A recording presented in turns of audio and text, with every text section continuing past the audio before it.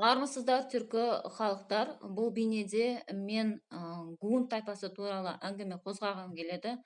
Гунның аттарын кім сақтаған, кім алған және кім қазіргі уақытқа дейін түркі халықтардың орталарында сақтап келе жатыр. Сол туралы қозғап кеткім келеді.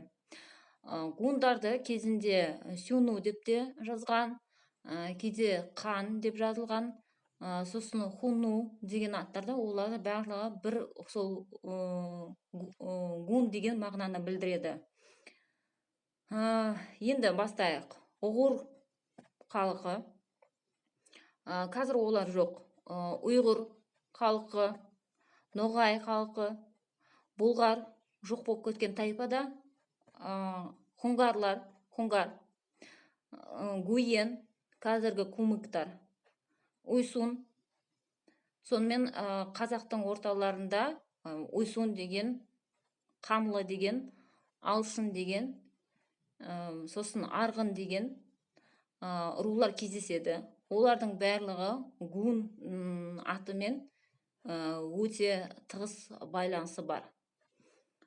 Қазіргі уақытта енді мен бірнеше түркі ұлттардың шежірелерін зерттеп жатырмын.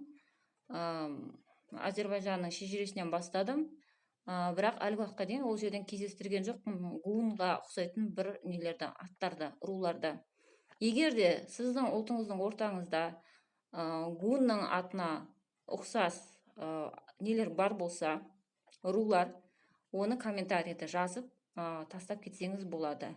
Бірге зерттеп көреміз. Аман болыңыздар.